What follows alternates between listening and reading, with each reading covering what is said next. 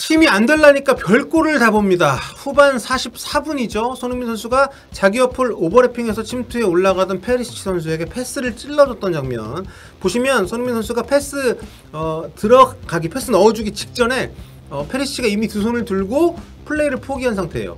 아니 무슨 병장 축구입니까? 자기가 원하는 타이밍에 원하는 템포로 공이 들어와야지만 축구를 하냐고요. 패스가 좀 늦게 들어갔을 수도 있죠. 그래서 옵사라인 보고 들어갔기 때문에 받으면 옵사이드일 수 있다는 게 이제 페리시치한테는 좀 짜증이 났을 수는 있어요. 아니 그렇다고 이게 팀이 0대2로 지고 있는 상황에서 경기 막판 아닙니까? 여기에서 플레이 포기하면서까지 멈춰서기까지, 그러면서 짜증을 내기까지 할 일입니까?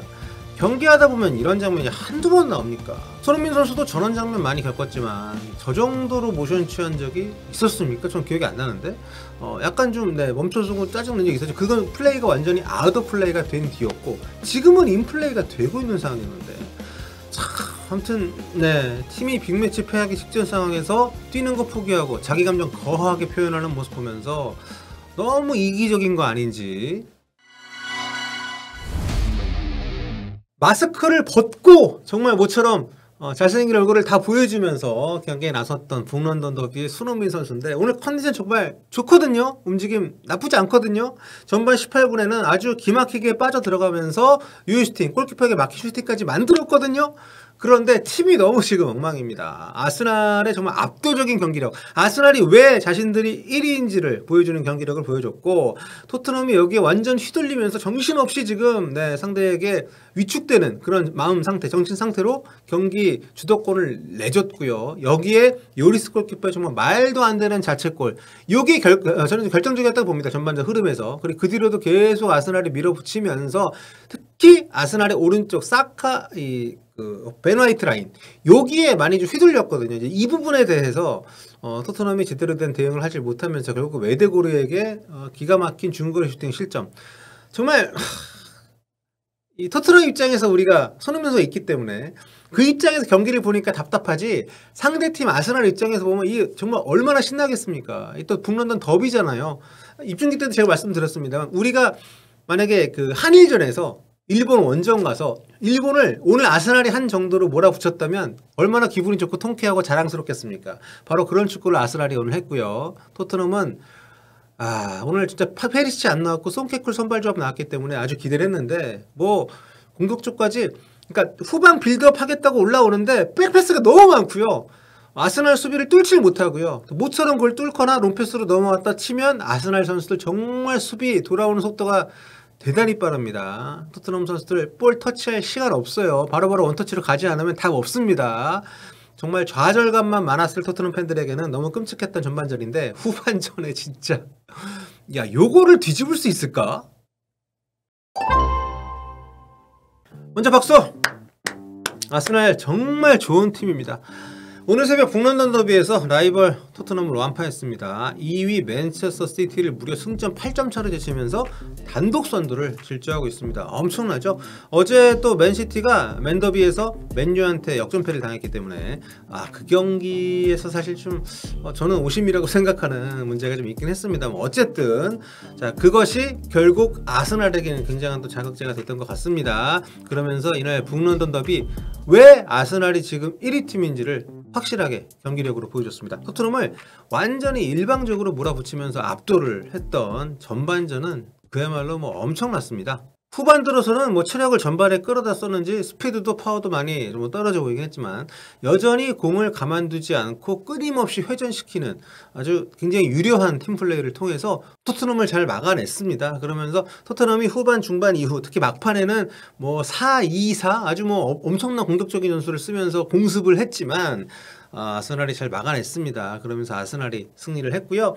사실 이날 기록 보시면 아시겠습니다만, 슈팅도 토트넘이 더 많았고요. 유효 슈팅, 코너킥, 점유율 토트넘이 다 높았습니다. 패스 숫자 비슷하고, 전체적으로 보시면은 이 기록만 보면 토트넘이 좀 많이 밀렸다, 아스날이 압도했다, 요 제 얘기가 쉽게 공감이 안 가실 수 있는데요. 실제 경기를 보셨던 분들은 아실 겁니다. 아스날이 한 수 위의 팀이라는 것을 입증을 이번 경기를 통해서 했기 때문에 토트넘 팬들이 아마 굉장히 좀 무력감을 느끼실 수도 있을 것 같아요. 워낙 아스날이 너무도 경기를 잘했기 때문에 아스날이 벵거 감독 전성기 이후로 굉장히 오랫동안 이런 축구를 못했었는데 올 시즌은 정말 다릅니다.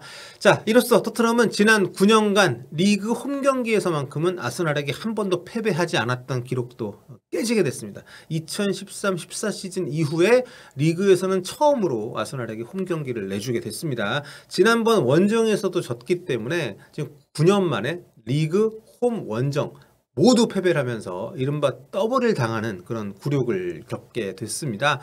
참 이 북런던 더비 토트넘 팬들에게는 꼭 이겨야 한다는 그런 어떤 좀 사명감 같은 게 있는 경기이기 때문에 여기서 뭐 진 것도 진 거지만 경기력에서 너무도 팀에서 또 완성도에 큰 차이를 보였다는 게 참 토트넘 팬이나 선수단에게는 너무도 좀 타격이 큰 시합이 될 것 같고요. 이날 승패가 갈린 기본적인 이유 한마디로 뭐 전력차라고 말씀드릴 수가 있을 텐데 이걸 좀 빼놓고 당연한 얘기니까 몇 가지 구체적인 이유를 좀 들어볼게요. 일단 골키퍼 얘기를 안 할 수가 없습니다. 토트넘의 주장이기도 한 수문장 위고 요리스 최근에는 거의 뭐 한 경기 걸러 하나씩 정말 큰 똥, 빅똥을 싸고 있습니다. 경기 초반 이날 아스날이 파상 공세를 했단 말이에요. 이때 위기를 지켜냈어야 되는 역할을 맡았던 게 바로 골키퍼인데 아스날의 윙어인 사카 선수가 측면 깎아 들어가면서 이거 컵백 올린 건데 요거를 도리어 제 손으로 골문 안에 집어넣었습니다. 이거 너무 이거 경기 보시면 아마 영상 보시면 어이가 없을 거예요. 요리스급의 선수가 이런 실수를 한다는 건 참 굴욕적인데 게다가 이게 흐름상 너무도 중요했던 타이밍이었기 때문에 경기 초반에 이거는 저는 요리스 골키퍼 대체를 이번 겨울 이적 시장이 됐든 뭐 좀 최대한 빨리 할 필요가 있지 않나. 하여튼 이게 들어가면서 아스날의 주도권이 확실하게 더 공고해지는 그런 분위기 전환을 이끌어냈습니다. 반면에 이날 아스날 최고의 활약을 펼쳤던 램즈데일 골키퍼 무려 세이브를 7개를 했고요. 토트넘이 열심히 치고 올라오려고 할 때마다 길을 꺾어놓는 역할을 했습니다. 손흥민 선수의 아주 결정적인 슈팅도 막아냈었고 아무튼 무실점으로 북런던 더비 승리를 가져왔는데 이런 골키퍼의 차이가 얼마나 중요한지를 이번 시합에서 보여줬다. 요게 토트넘에게 좀 아쉬웠다. 다음은 중원의 핵심 선수들 이날 아주 중요한 역할을 맡았던 중앙 미드필더 간의 경쟁에서도 토트넘이 완패를 했다는 거죠. 이날 토트넘은 3-4-3 아스날은 4-3-3으로 나왔는데요. 중원 싸움에서 아스날이 토트넘을 압도를 하면서 사실상 전반전을 가져가는 큰 역할을 했습니다. 아스날은 자카와 파티도 좋았지만 공격적으로 크리에이티브 뱅크라고 저는 얘기를 하고 싶은데 정말 이 선수가 공격적으로 너무도 잘해줬습니다. 외대고르의 영향력이 플레이메이킹 능력이 정말 뛰어났습니다. 그리고 호이비에르 같은 경우에도 이날 이제 선발로 이제 파페사라고 이제 콤비를 맞췄었는데 이 둘 중에 누구도 외대고르가 활개치는 걸 막지 못했습니다. 이게 전체적인 흐름에 아주 큰 영향을 미쳤고요. 외대고르 같은 경우에 세피스 킥도 뭐 도맡아 찼지만 아주 멋진 중거리 슈팅으로 추가골도 만들어내면서 토트넘의 어떤 숨통을 끊어놓는 지나고 보니까 결정적인 그런 득점이었어요. 그게 두 골 차하고 한 골 차는 아주 컸기 때문에 토트넘 같은 경우에는 이제 호이비에르 폼이 지금 지속적으로 하락세를 보이고 있는데 벤탄쿠르가 월드컵 이후에 계속 좀 복귀를 못하고 있습니다. 이날도 훈련에 복귀를 했는데 이날도 이제 그 라인업에 못 들어왔습니다. 벤치 명단에도 없었고요. 스킵하고 비스마도 여전히 폼이 좀 떨어져 있는 상태이기 때문에 전체적으로 좀 이 부분에 사실 개선이 쉽지가 않습니다. 지금 현재 토트넘이. 자, 마지막으로 손케 얘기를 안 할 수가 없습니다. 이날 손케 쿨 조합 참 많은 기대감을 갖게 했던 선발 라인업인데 하지만 여기 보시면 토트넘 슈팅 숫자인데요. 토트넘이 손흥민 선수 슈팅 가장 많이 했습니다. 토트넘이 총 17개 슈팅을 때렸는데 절반 이상을 손케가 나눠서 했어요. 근데 결국 이 두 선수의 어떤 연계 그러니까 이날 결정적으로 손흥민 선수도 슈팅 한 번, 또 케인도 결정적인 슈팅 2번. 요게 이제 상대 램스데일 골키퍼 선방에 좀 막히긴 했는데 요 장면들도 서로가 서로에게 도움을 주는 과정에서 나오진 않았습니다. 그러니까 지난 시즌에 보여줬던 그 환상적인 컨비네이션이 최근에 계속 안 나오고 있잖아요. 시즌 들어가지고 이날도 뭐 거의 시도도 못 해봤습니다. 그러니까 이게 다른 시즌, 올 시즌의 다른 팀들과 마찬가지로 토트넘 만나는 팀들은 이 손케를 최대한 분리시켜 놓는 데 힘을 많이 쓰고 있습니다. 아스날 역시 그랬고요. 그 성과를 낸 겁니다. 이날 두 선수가 직접적으로 공을 주고받는 장면 많이 줄었고 손흥민이 뛰어 들어갈 때 케인이 손흥민을 택할 수 있는 상황이 잘 안 나왔습니다.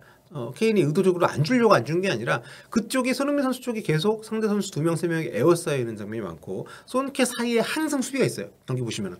그렇기 때문에 손흥민 선수의 움직임 방향으로 아스날 선수들이 수비를 서다 보니까 요게 토트넘이 가장 자신들이 좀 자신 있고 강력하게 검증이 된 요 공격 루트를 못 쓰게 되니까, 그러니까 이 둘의 연결고리만 끊어도 토트넘은 굉장히 많은 걸 무력화시킬 수 있는 팀이라는 게 이번 시합에서도 그러니까 이미 다들 알고 있다는 거죠. 그러니까 이거를 극복하기 위해서 어떻게 보면 콘테 감독도 페리시치를 좀 더 중용하는 전략을 쓴다거나 많은 시도를 한 것인데 뭐 지금 이것도 아니고 저것도 아닌 팀이 되어버렸습니다. 아무튼 여러모로 참 한숨이 나오는 그런 시합이었는데요. 교체로 들어왔던 페리시치의 그 어이없이 짜증을 내는 장면, 제 앞에 말씀드렸죠. 아니 그래도 플레이는 해야 할 거 아니야. 팀이 지고 있는데 그 뭡니까 그게. 경기망판에 패스 그 제때 안 넘어갔다고 그런 식으로 플레이를 멈추면은 전체적으로 팀 분위기 다운되죠. 이 뭐랄까요? 그러니까 좀 아직까지 팀보다 너무 지금 본인 위주로 지금 상황을 바라보는 것이 아닌가 좀 안타까움이 많이 남았습니다. 반면에 아스날 같은 경우에는 진짜 전반전은요, 앞서도 말씀드렸습니다만 토트넘 홈구장에서 축구를 뭐 가르치는 뭐 그런 느낌이었어요. 그러니까 콘테한테 아르테타가 이게 축구입니다 아저씨 뭐 이런 느낌? 그러니까 토트넘한테는 너무도 굴욕적인 사실부분이었고 너무도 굴욕적인 올 시즌 더블을 당한 그런 경기였습니다. 참 오죽하면 전반 중반 이후부터 후반 초반까지 선수들이 쫄아가지고 전진 패스도 못하고 백패스만 하고 막 그랬잖아요. 횡패스만 하고. 전반전 이 상황을 제가 상징적으로 보여드리자면 요 수치입니다. 전반 43분까지 박스 안에서 볼터치 통계인데요. 토트넘은 한 번 했고요. 그게 이제 손흥민 선수 슈팅이 유일했고 아스날은 그 사이에 19번을 했습니다. 요걸로 끝나는 거죠. 이날 경기의 어떤 그 공격의 차이가 어땠는지는. 자, 아무튼 토트넘은 손흥민 선수가 뛴 북런던 더비에서 리그 경기에서는 이번에 처음으로 패배를 하게 됐습니다.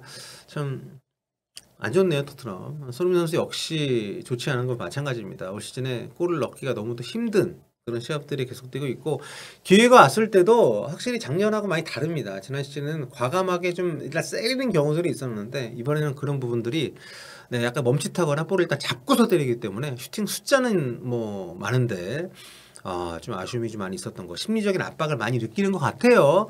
이번에 심기일전을 하고 마스크까지 벗고 풀타임을 좀 뛰었기 때문에 더 안타까운 그런 마음이 드는 경기였습니다.